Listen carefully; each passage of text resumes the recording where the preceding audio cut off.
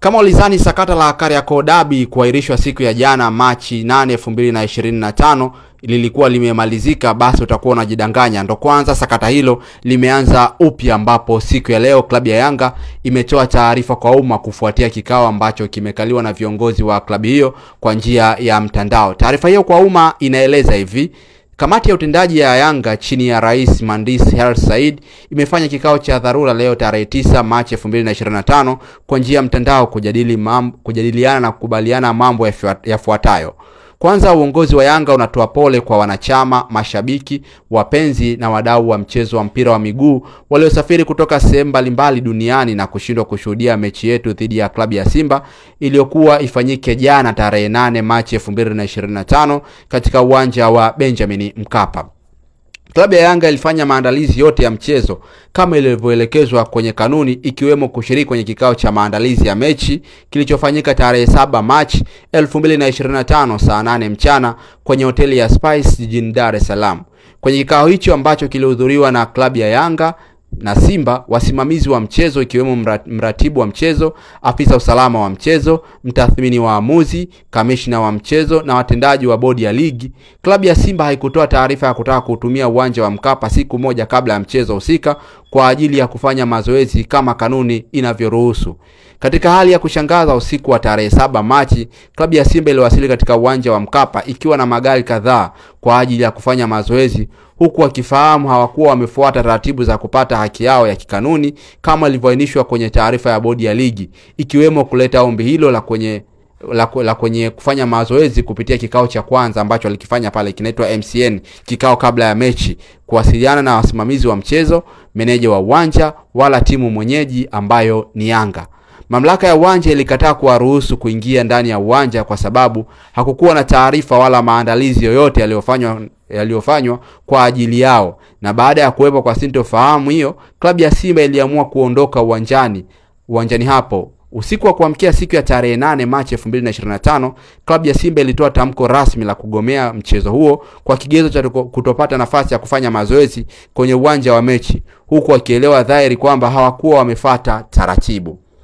Huku kukiwa na taharuki kwa wapenzi wengi wa soka kuhusu uwepo wa mchezo huo. Baada ya tamko hilo, klabu ya Simba asubuhi ya tarehe 8 Machi 2025, mwenyekiti wa bodi ya ligi kuu Steven Mguto alinukuliwa na vyombo vya habari akiwatoa wasiwasi na kuwahakikishia mashabiki waende uwanjani kwa sababu ratiba ya mchezo huu namba 184 iko pale pale, hakuna kilichobadilika. Lakini licha ya tamko hilo la mwenyekiti wa bodi ya ligi, mchana wa siku hiyo tarehe 8 Machi 2025, kamati ya uendeshaji ya ligi kuu ambayo mwenyekiti wake ni Steven Mguto ilitoa taarifa ya kuahirisha mechi namba 184 kinyume na taratibu za kanuni zinazoendesha ligi kuu. Kutokana na maelezo hayo hapo juu, ufuatao ndio msimamo wa kamati ya utendaji wa Yanga. Yaani Yanga wamesimulia jinsi tukio lilivyokuwa kuanzia mwanzo mpaka mwisho, kuanzia kikao chao ambacho walikifanya na klabu ya Simba kabla ya mchezo ambao kilifanyika tarehe 7 Machi kwenye hoteli ya Spice, lakini baadaye pia walikuja kufuata taratibu zote ambazo zilikuwa zinatakiwa kwa ajili ya mchezo huo wa Kariakoo Derby. Sasa viongozi wa Yanga kutufuatia kikao ambacho wamekifanya siku ya leo, huwa hapa ndio msimamo wao. Wametoa maadhimio yao matatu ambayo moja kwa moja yanakwenda kwa mamlaka ya soka. Adhimio la kwanza, klabu ya Yanga kupewa haki yake ya ushindi kama ilivyoelezwa kwenye kanuni pindi timu moja inapogomea mechi. Hiyo ni adhimio la kwanza, ambapo wanasema kuwa wanahitaji wapewe alama zao 3 na ushindi wao kama ambavyo kanuni inavyoeleza, baada ya timu ya Simba Sport Club kushindwa kufika uwanjani tarehe 8 Machi, siku ya mchezo ambayo ilipangwa, mchezo namba 184 wa ligi kuu soka Tanzania bara. Azimio la pili ambalo viongozi wa Yanga wamelifikia siku ya leo ni kwamba kamati ya utendaji ya Yanga imekubaliana kutoshiriki mchezo namba 184 kwa tarehe yote itakayopangwa. Yani Yanga pamoja na viongozi wake wote leo wameadhimia rasmi kwamba hawatocheza mchezo huo wa Kariakoo Derby hata kama utapangiwa tarehe nyingine yoyote ile, kufuatia azimio lao la siku ya leo. Lakini azimio la tatu, kutokana na mfululizo wa uvunjifu na kushindwa kusimamia kanuni za ligi kuu, klabu ya Yanga imekosa imani na kamati ya uendeshaji ya ligi kuu chini ya mwenyekiti wake Steven Mguto na katibu wa kamati hiyo Almas Kasongo. Hivyo tunaliomba shirikisho la mpira wa miguu yani TFF kuivunja kamati na kuteua viongozi wengine waadilifu na wenye nia njema kwa maslahi mapana ya mpira wetu.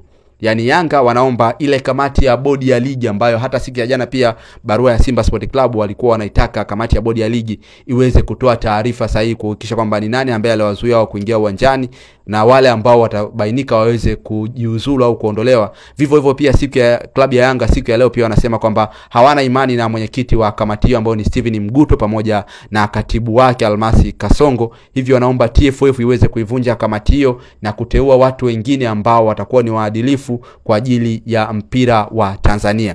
Mwisho, Young Africans wanasema mwisho lakini sio kwa umuhimu. Tunaomba wanachama, wapenzi na washabiki wa Yanga kote duniani kuendelea kuwa watulivu wakati uongozi ukiendelea na taratibu za kuhakikisha kuwa sheria na taratibu za uendeshaji wa mpira wa miguu na harakati za kudai haki yetu zikiendelea.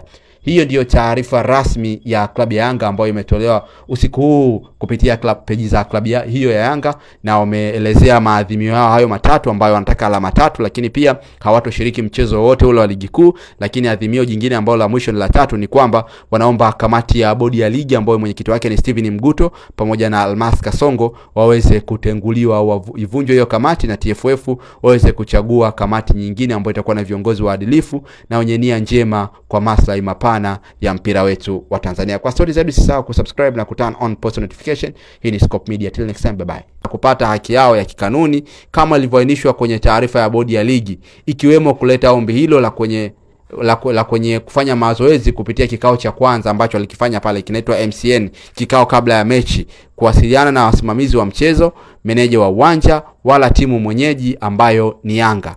Mamlaka ya uwanja ilikataa kuwaruhusu kuingia ndani ya uwanja kwa sababu hakukuwa na taarifa wala maandalizi yoyote yaliyofanywa kwa ajili yao. Na baada ya kuwepo kwa sintofahamu hiyo, klabu ya Simba iliamua kuondoka uwanjani hapo. Usiku wa kuamkia siku ya tarehe 8 Machi 2025, klabu ya Simba ilitoa tamko rasmi la kugomea mchezo huo kwa kigezo cha kutopata nafasi ya kufanya mazoezi kwenye uwanja wa mechi, huku wakielewa dhahiri kwamba hawakuwa wamefuata taratibu. Huku kukiwa na taharuki kwa wapenzi wengi wa soka kuhusu uwepo wa mchezo huo. Baada ya tamko hilo, klabu ya Simba asubuhi ya tarehe 8 Machi 2025, mwenyekiti wa bodi ya ligi kuu Steven Mguto alinukuliwa na vyombo vya habari akiwatoa wasiwasi na kuhakikishia mashabiki waende uwanjani kwa sababu ratiba ya mchezo huu namba 184 iko pale pale, hakuna kilichobadilika. Lakini licha ya tamko hilo la mwenyekiti wa bodi ya ligi, mchana wa siku hiyo tarehe 8 Machi 2025, kamati ya uendeshaji ya ligi kuu ambayo mwenyekiti wake ni Steven Mguto ilitoa taarifa ya kuahirisha mechi namba 184 kinyume na taratibu za kanuni zinazoendesha ligi kuu. Kutokana na maelezo hayo hapo juu, ufuatao ndio msimamo wa kamati ya utendaji wa Yanga. Yani Yanga wamesimulia jinsi tukio lilivyokuwa kuanzia mwanzo mpaka mwisho, kuanzia kikao chao